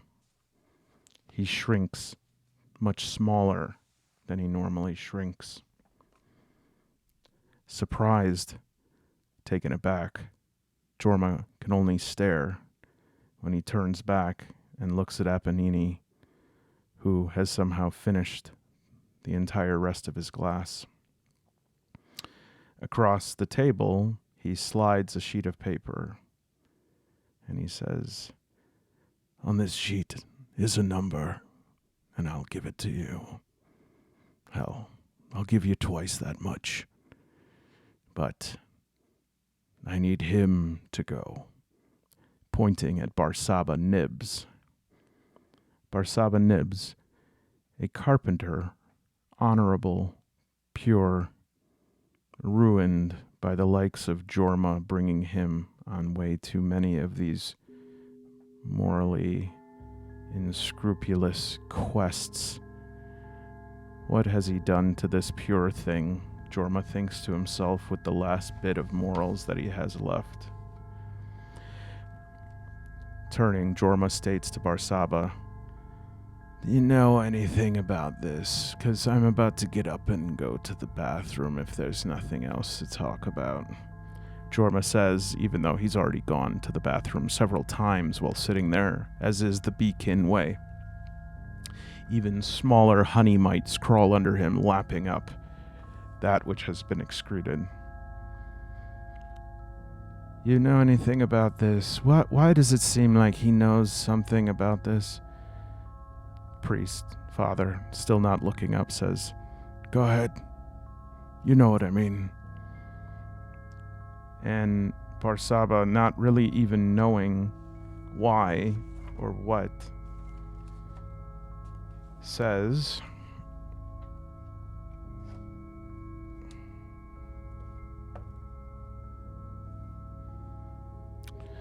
I know that place, the X on the map. I was just thinking about it the other day. It's underground. I'm too upset I can't say it. Why? Why can't you say it? What is this? And how much money? I'm getting tired of this. Barsaba, cutting him off. Uncharacteristic for Barsaba. He usually never talks over Jorma. That's where me parents were killed. Jorma looks back at Appanini, scoffing. All right, what is all this about? Is this some sort of spiritual exercise or something, Father? I need you to go to this place and retrieve what's there and bring it back to me, and I will give you 200 gold. And you will do this without telling anyone. 200 gold to go somewhere where two people... Sorry, I assume you have two parents. Barsaba I had two parents and they both got killed. It was at the Knox breach. They call it that because they say it puts people to sleep. Uh, from the table next to them. Gringle. I think I'm about to go to sleep. I'm very tired. Well, Jorma says, I suppose we'll sleep when we're dead. A map is given to them, pointing out the location of Nox Breach.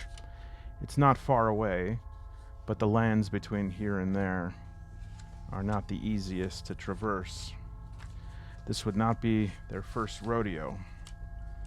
Sitting in Varus, the capital, all of them were excited to come to spend the money from their last quest, but now they were quite ready to go. Down several hexes, down around 36 miles to the southeast at the fork of the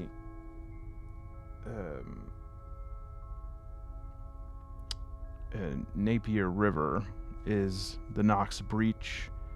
The breach has recently arisen from seemingly nothing, which happens sometimes. A breach will rupture through the land, and with it will invite wayward, adventurous souls to come explore its depths. But if only it only had intake. Unfortunately, there is much that leaves that breach as well, and that is why the people around it can't stand for it to be open for too long. For this reason, Jorma knows that time is limited.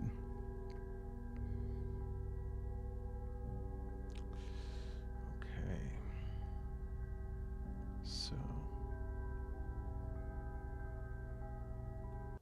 So I actually thought that like that hooks thing would give me a different object of pursuit, but it seems like they all have to do with this Goliathus Regius, and that's okay. We can still like use that as the independent variable here, but or the template, shall I say? But instead, why don't we roll on this relics generator, which is a D12, 3.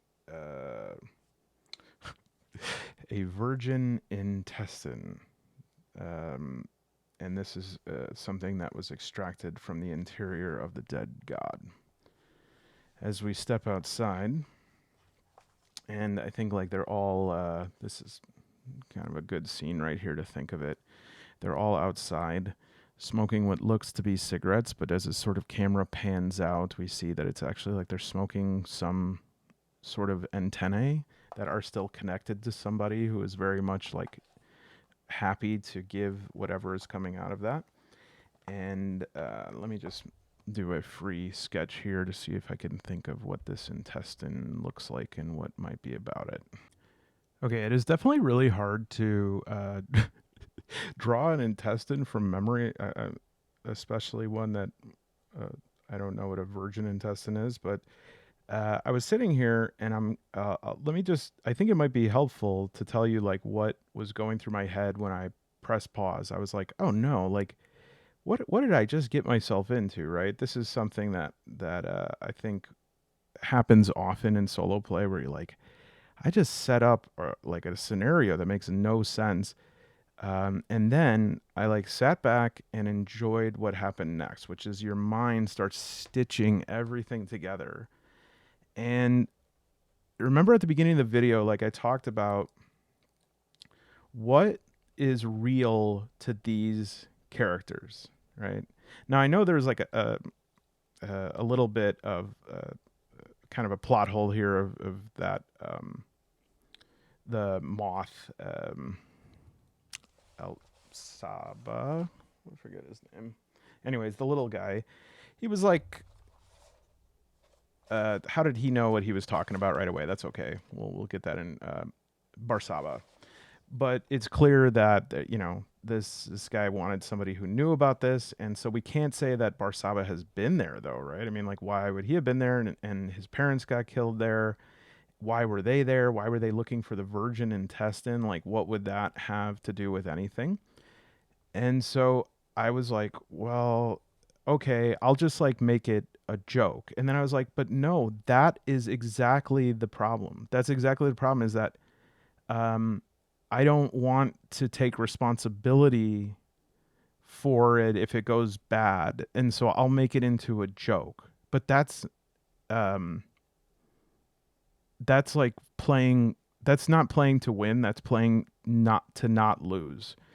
And so what I do when I start thinking about that, and I'm gonna be honest with you, it only happens when I'm recording, because obviously it's like there's this extra layer of scrutiny and in my head, right? There's rarely that kind of scrutiny about my solo play, but I just said, all right, just chill. What is the reality? Like, what is the truth for these insects? And so I started thinking, like, to us, and I'm sorry if you have a weak stomach, I'm not going to be graphic. I'm just going to be talking about poop in general. But like, to us, poop is super gross and we want to get it away from us, and it's malodorous and it's disgusting, etc. Right? Um, but to an insect or a microorganism, it is definitely not. It is like a source of nutrients, and like it is the building blocks of their ecosystem. For some, they like would not exist without it, right? And so um, it's like, I'm just thinking of Jeremy Titus latching onto them.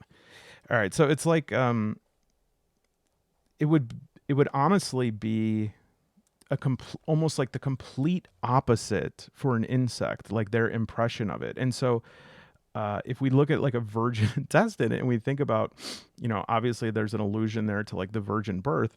Well, if uh, Mary of Nazareth had this virgin birth, and it was that, she it as the story goes, right, it was not, she was a virgin, and yet she still was with child. And so I was like, well, what would the intestinal cognate of that be? And it would be like a log of poop. I'm serious though. A log of poop that has that that came from like no food. There was no food, right? And so it just like appeared, and it was still intact, even though this corpse is like decaying. This somehow was still intact. And in fact, I thought about this amazing scene in Brothers Karamazov. If you ever read that, when the like the amount that your body decays when you die indicates like how much corruption you have. And so they'd say like, oh, this holy man, this saint, he died, and his body didn't smell bad for like, it just laid in state for like a year and it never smelled bad. And there's this part in Brothers Karamazov where this bishop, where was like, oh yeah, he was a great guy, and then he died, and like 5 minutes later it just reeked. But if any of the priests admitted that it smelled bad, they would be like saying that this was not a good dude. And so they were all just like sitting in this room talking and wanting to like gag. And so I'm thinking, again, it's like the total opposite. This is something that, despite it not coming from a source, a food source, it is like nutrient rich and perfectly preserved. Okay, so all of this is to say is, I think that when Barsaba was little, and he was little, he still is little, right? He had a brother who died, and his parents were going to this thing because it was sort of like the fountain of youth, but it would be like the fountain of poop. And so they went to that, and they they kind of like went further into the story or the search than anybody else ever had. But there was a certain point, I guess, that somebody wanted them to go no further. Gosh, intestine's a weird thing to draw. Okay, so let's do some overland hex travel. All right, so they're outside and they are like talking about this, and they're saying, Barsaba, why didn't you ever talk about it? And he's like, I didn't know what to say. It is horrible, and I don't want to talk about it because I want you guys to. not think I'm boring and always talking about terrible things. And even Sarakages is like, you could have talked about that. We're supposed to be friends. He's like, yeah, I know. Well, I would like to know what happens to them. So that is his motivation. Jorma's motivation, obviously, is to get that money. But I was thinking we could use this table here. Nothing goes to waste. Many adventurers venture into the breaches not only in search of treasures, but also in search of the remains of creatures that can fetch a high price in the markets. So we'll do a D8 of this, and this will be what's his name's? Why do I keep like pushing away my character sheets? My big Sarakagus, whose name is Gringle. I gotta get used to their names. Gringle, yeah, Gringle Portendorfer. So Gringle wants these, and he says, "Well, I'm running low on legs or horns of a hell fly, which is used to build high quality weapons and worth 10 gold pieces each. We'll give another one too. For a crown of a thorn king can be used to build lockpicks worth 10 gold pieces." So that is what each of them have, like their motivation. And let's see about overland travel. In both the interior and exterior of the Dead God land, you can optionally use a map with hexagons to track where the adventurers are as they travel. Here's this. Remember that 1 square equals 1 kilometer from center to center or from side to side of the hexagon. Characters traveling for 8 hours in unimpeded terrain cover a total of 1 kilometer, though groups with transport animals may cover more ground. So, not quite the setup we have here. From center to center is 1 kilometer. Outside travel, I believe that. Let's bring that on. Oh, by the way, as I was filming this, can I show you what I got? Check out that next time. All right, so I'm not gonna lie, it's a little bit tricky to do traveling in this because it's a little bit different in this than it is in OSC, at least as far as the classic stuff. Because it says for every hour of walking past 8 hours, a creature must roll a Constitution check. Good. They have to go from one hex to the other. The guiding character rolls orientation. No problem. The thing that's a little weird is actually on the first page here, which is that 1 hex or 1 square equals 1 kilometer, which in OSC, and I'm a bit novice, so you can correct me if I'm wrong, but I think that it would actually be 6 miles. If I'm looking, yeah, 6 miles per hex, 10 kilometers, and you could move 6 hexes per day. And in this, so that would mean you could move 36 miles. This one you could move 10 kilometers per hour. So I would have to like 24 hours times 1, 24 kilometers. 24 kilometers equals 2.4 miles. So I guess the way we'll do it, I think the way we'll do it is we'll choose a guide, all right, because we need somebody to guide. We probably don't need to forage or anything right away. And the guide, you want somebody who is going to be able to do a wisdom check, because that will be the orientation check. All right. So this right here is like a mountainous region, so that would take longer to travel through. So we're going to go this way instead, a little less of a straight shot, but the path would be 1, 2, 3, and then we're at the breach there. That's the intended path. So Gringle actually has a wisdom of 12. Jorma's 11, and Barsaba is 12. All right, so either of them can do it. So we'll say like that Barsaba knows the way, and so we'll say the guide rolls a wisdom check, and so where's a 1d20? Oh. Right, and so we want to roll under a 12, or no, equal to or under. 18. So we fail. So actually, right off the bat, they're like, wait, do we go left? Do we go right? So they're going to go here. And we can just check. It's an easy. This is nice. All right, partly cloudy. And the terrain here. Do I have a terrain die? No, I don't think I do. Let me see if I have something else. You know what? What am I thinking? We got the hex generator in here. So, all right. So table 1 terrain is a D12.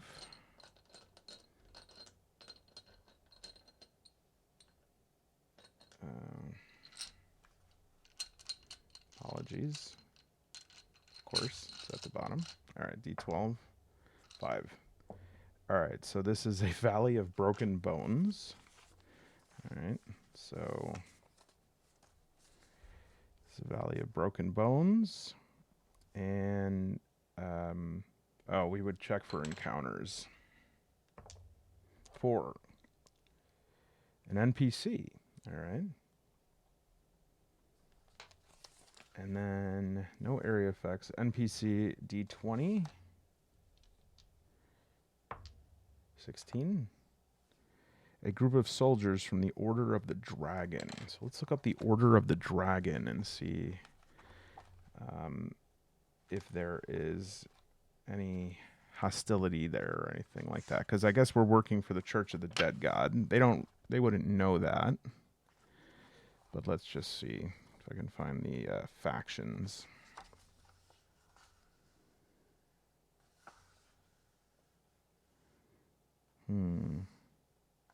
Might be on 33. Yeah, I guess so.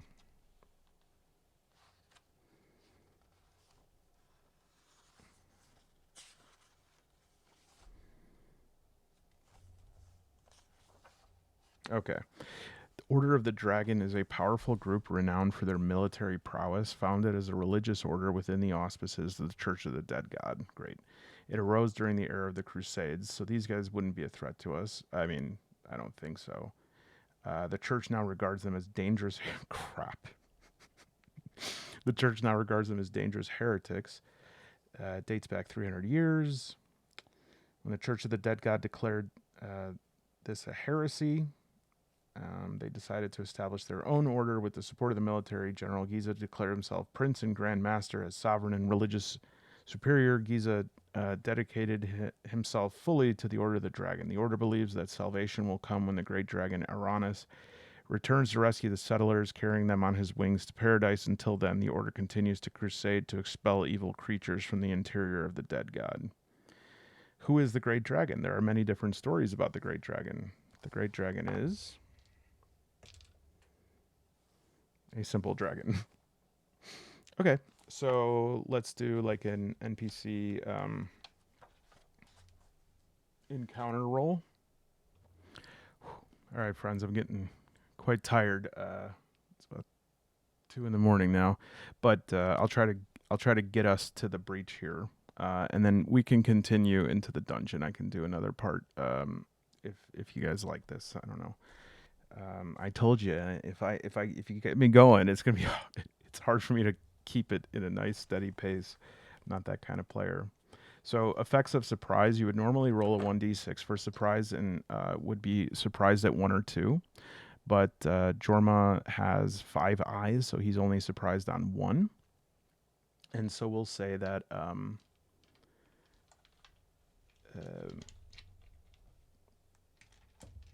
this is the soldiers and this is myself, and so this can only on a 1 will be surprised, this on a 1 or 2. Okay, so they are actually surprised. We have the drop on them, and we are not surprised, and so we could gain advantage. Now maybe I'm going outside of like OSR mindset here, but can I just like try to avoid them? Well, let's check out the encounter witness distance.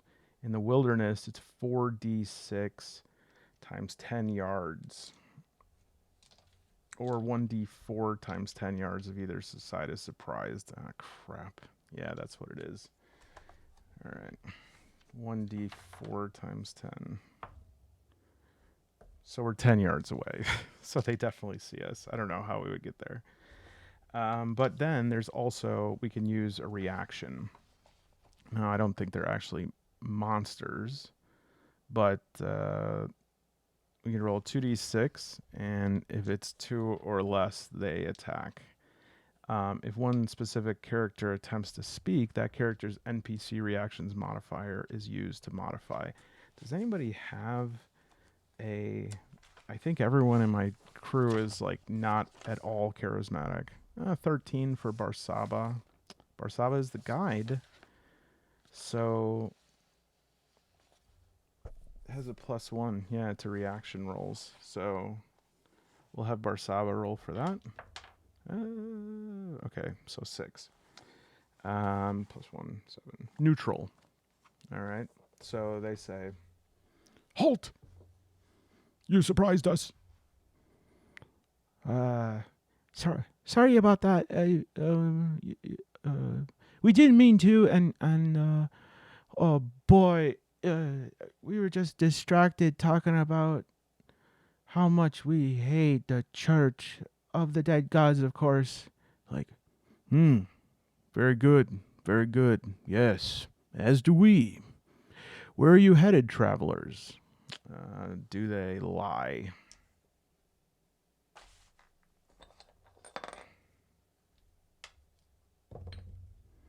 No, and they tell the truth immediately. We're headed to the new breach. We're going to look for the place that my parents got killed, and also to find something that is lost, and also some of us is trying to find some animal parts to sell or eat. That's him, and it points at Gringle, and he just is like, mm-hmm. I say, all right then. Very good. Carry on. Hip, hip, hip, right, hip, hip, hip, hip, right, hip. So we can continue, and I think it's different. I'm not sure if there's a different time tracker sheet for wilderness, but basically the instructions are, um, we roll orientation, we roll weather, but that's only when waterborne. Um, check for wandering monsters, and but but it's a little different for this, right? Because it's got some differences here in how this is rolled up. So I think that's it, right? If it was just an NPC encounter, it was just an NPC. And I think we can go again, because we can we can keep going here. So I think that we're going to try to reorient ourselves. And so we'll do a wisdom check again with a d20.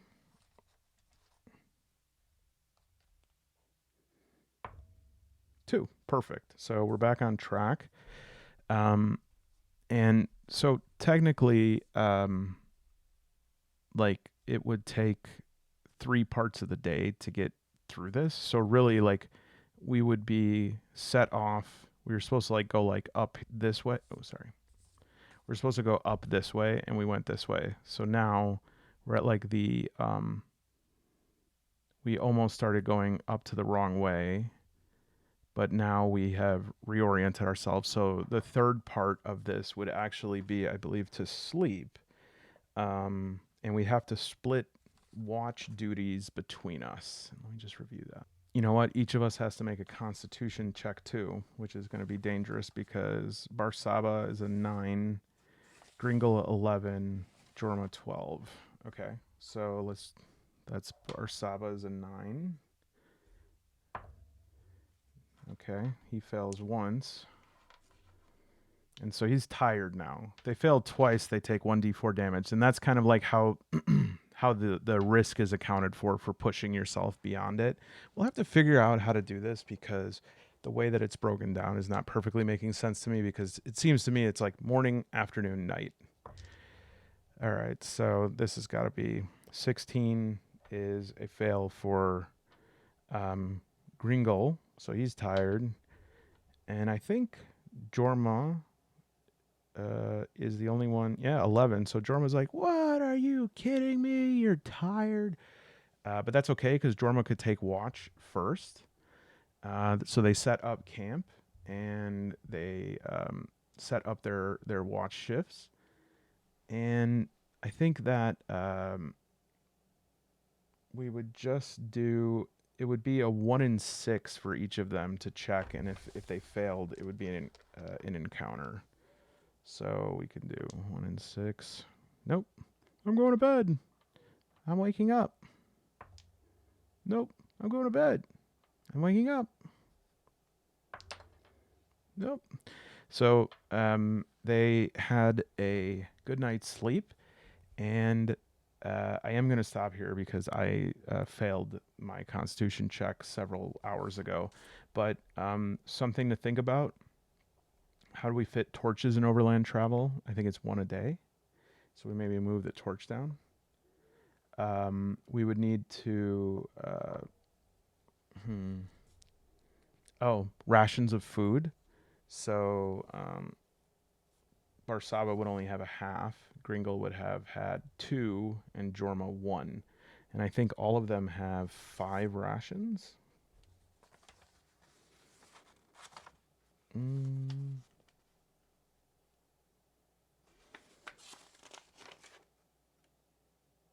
7. Okay. So yeah, I think that's something. I wish there was like a little box for rations. That would make sense, right? Rations. All right. Well, in typical Man Alone fashion, this video was 67% me talking about what an playthrough might feel like, and 33% of a playthrough. And actually, that's pretty high for me. So yeah, we can tune things up. I'd like to hear some feedback about those, especially if you're more experienced in OSE. What you think about that? Um, it's I think that these are this is a little bit hard for me. Like the improvisation, the dialogue, that's actually easier for me than just like remembering all of these things.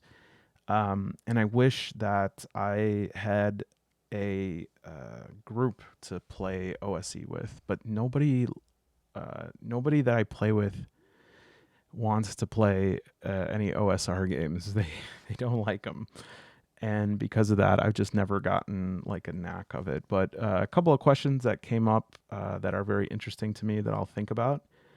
I was actually like, if I can go back in time, I would actually go into the dungeon because I would start there because here it's clear to me that we can move like 6 of these hexes, and then it's just like more of a management, right? We check things off. Okay, right here we got to do a wandering monster check. But I guess on the other hand, I'm happy that I did this part because this part doesn't seem too difficult for me. It was this part that I had a little lack of an understanding of, and so maybe that's good. Now, let me tell you, like, I can't stop myself. Let me tell you about the approach that I'm thinking of taking here with this adventure, and I'm going to page through the adventure now. So really, if you're thinking about playing through this, just kind of just listen. All right, I'm not going to read anything, but so we set this up. We know the relic. We want the perfect intestine. And so I'm going to read room 1, the yellow root. If the adventurers follow the instructions of Father Apini, they find the yellow root inside the artery of the dead god that leads to another vein. As soon as they enter this vein, the red walls shift to yellow and become increasingly constricted. Along the route, they find piles of bodies of insectoids and other creatures which turn into dust if touched.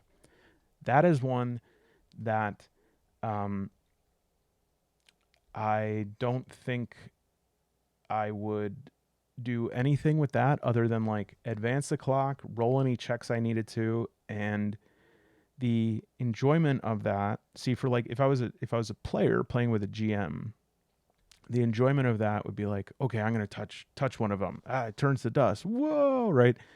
Well, I have to enjoy it on a different level as a solo player. I have to enjoy it as like I'm reading a story. Okay. Um, Now, in the next room, there is a cluster of 1d4 encounters with something. And so then again, I think I would roll just the encounter check. I might even like, especially because I'm playing solo. I'm a little even with three, I'm being disadvantaged. Although you can walk in the dungeon at most with three across, but like people will play with six players. Oh, they'll play with 10 of them and just do like three lines of attacks. I might like even for that, even if it said like, oh, these things which are monsters, I would do like an encounter check every time to see maybe it is combat, but maybe it's a conversation before that. Maybe there's an offer. Maybe there's something that can change their mind about it. I don't know, but I really have been interested in figuring out better ways to navigate set dungeons because I do want to play dungeons like Ardenval, and I just got Gunderhofen. I want to play these, and I think there is a way to do it, but you just have to change the way you're enjoying it. You have to not think of it as like the enjoyment that comes from surprise. It's more of the enjoyment that comes from like unfolding of a story. That's all I've got for now. Hope you got something out of that. Thanks for tagging along, and have a good one.